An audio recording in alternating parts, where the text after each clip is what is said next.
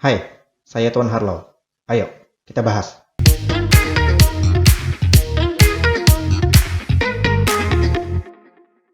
Iya, bertemu lagi. Kali ini, saya akan sedikit menceritakan tentang sejarah dari salah satu jenis kendaraan yang pernah kalian gunakan.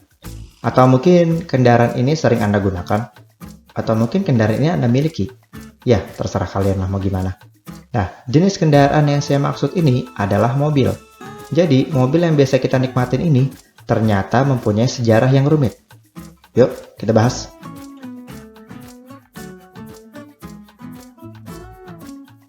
Semua berawal dari seseorang bernama Sir Isaac Newton. Ilmuwan asal Inggris ini adalah lelaki fisikawan, matematikawan, ahli astronomi. Yang jelas dia bukan begal.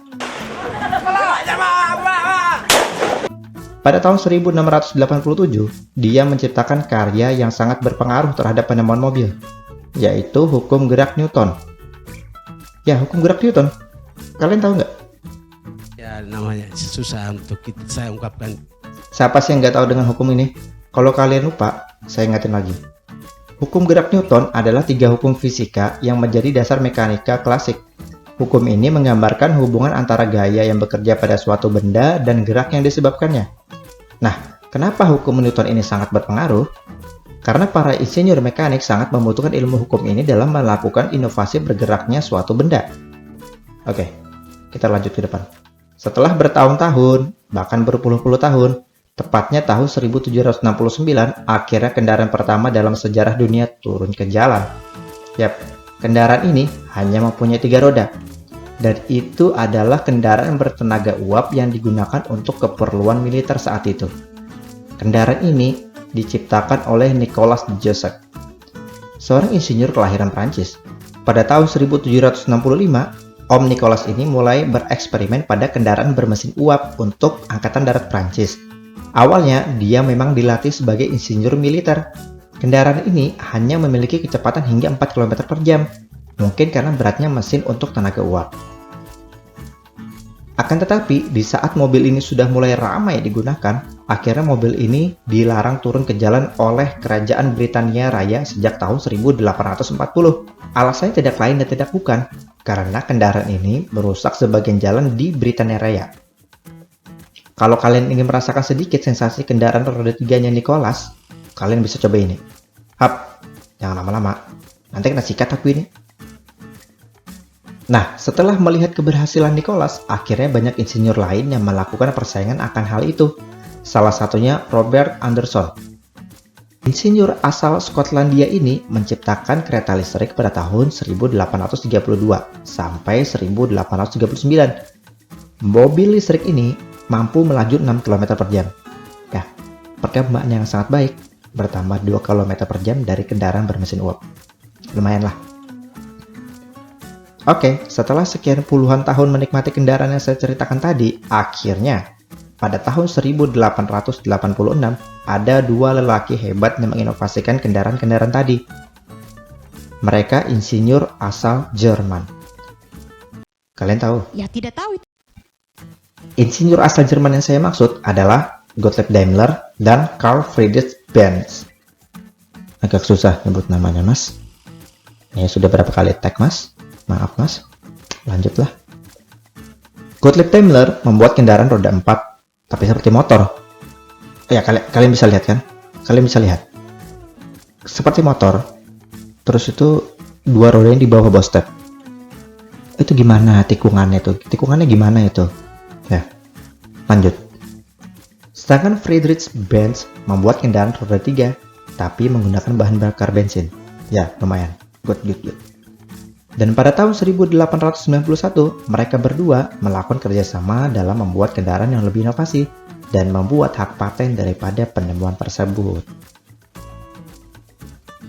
Nah, pada tahun 1893, insinyur asal Amerika Serikat yaitu Charles N. Frank membuat mobil penemuan pertama mereka. Mobil ini menggunakan bahan bakar bensin dan mereka memproduksi massal mobil tersebut. Kita geser sedikit. Di sisi lain, ada seseorang insinyur bernama Ransom Eli Olds. Lelaki kelahiran 3 Juni 1864 ini adalah pelopor industri otomotif Amerika Serikat yang terkenal melalui dua merek, Oldsmobile dan Rail. Ia diklaim telah membangun mobil uap pertama sejak 1894 dan mobil bertenaga bensin pertamanya pada tahun 1896. Nah, di tahun 1901, seorang insinyur asal Jerman yaitu Wilhelm Maybach. Ya, Wilhelm Maybach. Dia telah membuat kendaraan dengan memiliki 4 roda. Sampai sekarang mobil ini sering saya pakai buat main balapan di smartphone saya, yaitu Mercedes. Wilhelm Maybach adalah teman bisnis Daimler. Mereka membuat sebuah mobil dan diberi nama Benz Velour. Pada tahun 1908, insinyur bernama Henry Ford, asal Amerika Serikat sekaligus pendiri Ford Motor Company, membuat sebuah mobil Ford Model T, atau yang biasa disebut Tin Lizzie. Mobil ini merupakan mobil pertama yang terjangkau untuk masyarakat kelas menengah Amerika Serikat, karena efisiensi pabrik yang diterapkan termasuk penggunaan lini perakitan dan bukan buatan tangan. Ford Model T dijuluki sebagai mobil paling berpengaruh pada abad 20 berdasarkan sebuah pemungutan suara internasional. Mobil T dibangun pertama kali pada tahun 1908 yang merupakan tahun bersejarah. Karena pada tahun tersebut pertama kalinya mobil ini menjadi terkenal. Produksi pertama Model T dilakukan pada 12 Agustus 1908. Sebelum Model T, Henry Ford selalu membuat mobil untuk para kaum orang berduit dan hanya orang kaya saja yang bisa membelinya tersebut. Ya, hanya orang kaya saja. Bagi kalian yang kerjanya makan tidur, itu mustahil sekali. Seiring berjalannya waktu, persaingan inovasi dan bisnis kendaraan ini semakin kuat. Ada Ferrari, Duesenberg, dan lain-lain. Duesenberg Motor Company didirikan oleh Fred dan August Duesenberg pada tahun 1913 di St. Paul, Minnesota, tempat mereka membuat mesin dan mobil balap. Banyak sekali jenis mobil yang mereka buat, diantaranya Duesenberg Model A, Model X, dan model SSJ. Nah, pada tahun 1937, Duesenberg Motor Company menciptakan mobil termewah saat itu, yaitu adalah mobil Duesenberg Model J. Bagaimana tidak? Mobil ini menghasilkan tenaga 265 horsepower. Nah, dan Duesenberg Model J ini juga mempunyai versi supercharged-nya yang memiliki tenaga 320 horsepower. Itu kencang banget, wow. Coba kalian bayangin. Taruh kaki kalian di tengah jalan, terus mobil itu lewat. Pasti rasanya adem. Kita melaju ke beberapa dekade. Nah, pada tahun 1985 ada mobil dengan sebuah inovasi model. Mobil ini berasal dari perusahaan DeLorean Motor Company atau yang biasa disebut DMC. Ya, DMC merupakan perusahaan otomotif asal Amerika yang berumur pendek. Perusahaan ini didirikan oleh John DeLorean tahun 1975. Pada saat itu, perusahaan ini hanya memproduksi satu model saja, mobil sport berbahan baja dan tahan karat. Ya, namanya adalah DeLorean DMC 12 dengan model pintu gunting.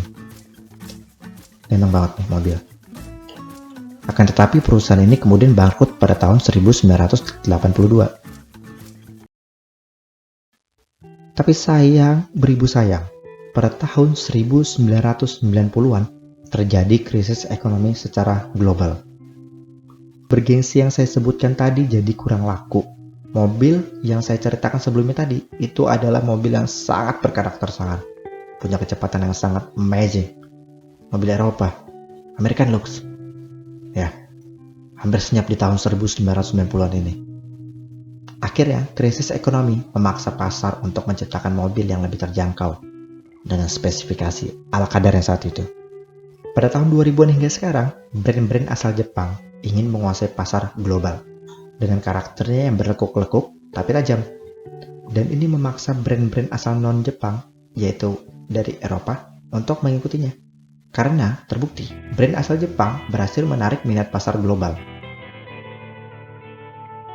Tapi ntar dulu, kalau kita lihat-lihat, sekarang sudah mulai loh perusahaan-perusahaan mobil itu membuat mobil dengan memikirkan kenyamanan, kecepatan, desain, dengan harga terjangkau. So, kita lihat saja beberapa dekade ke depan, bagaimanakah bentuk mobil nanti. Kalau kalian sudah bisa beli mobil sendiri, jangan senang dulu. Terjatuh. Bye.